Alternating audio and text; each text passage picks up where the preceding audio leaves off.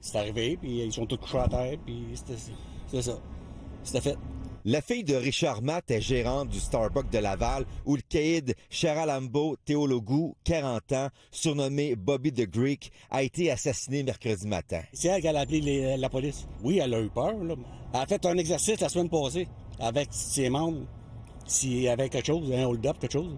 Ils ont fait une pratique la semaine passée, puis là, c'est arrivé. TVA Nouvelle a appris que les deux suspects se sont stationnés ici, à bord d'une berline grise. Les caméras de surveillance les montrent marchant calmement en direction du Starbucks.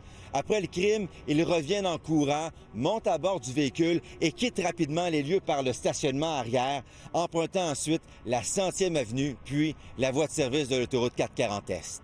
J'ai vu beaucoup de véhicules de police qui arrivent. Les employés médicaux sont en train de courir. Il y en a qui courent et qui retournent aller chercher de l'appareil. Le Starbucks se trouve à côté d'une clinique médicale. À leur arrivée, les policiers demandent à voir les images des caméras de surveillance. En apprenant la fusillade, une équipe médicale intervient avec son équipement.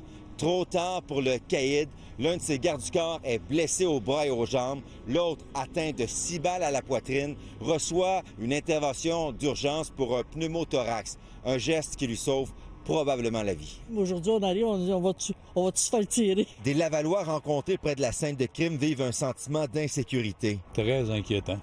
Moi, je me demande ce que le gouvernement attend pour remettre la peine de mort. Ça n'aide pas le sentiment de sécurité publique. Pour André Gélina, la fusillade d'hier aurait pu avoir des conséquences encore plus graves. C'est sûr qu'il y a un paquet de balles qui aurait pu se retrouver partout et qui aurait pu, évidemment, causer des victimes collatérales. C'est sûr que c'est inquiétant, mais il faut comprendre aussi que les corps de police, depuis quelques années, on a vu quand même le nombre de fusillades là, être, diminué parce qu'on a ciblé des groupes représentant un haut potentiel de danger. Le véhicule des suspects a été retrouvé incendié vers 3 heures du matin la nuit dernière dans un secteur isolé de Rivière-des-Prairies sur la rue Julio-Curé. Il a été remorqué pour expertise.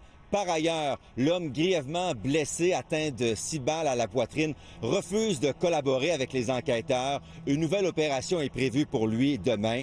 Pour ce qui est des deux suspects, ils sont toujours en fuite. Aucune arme n'a été retrouvée. Kevin Crunk-Desmarais, TVA Nouvelle, Laval.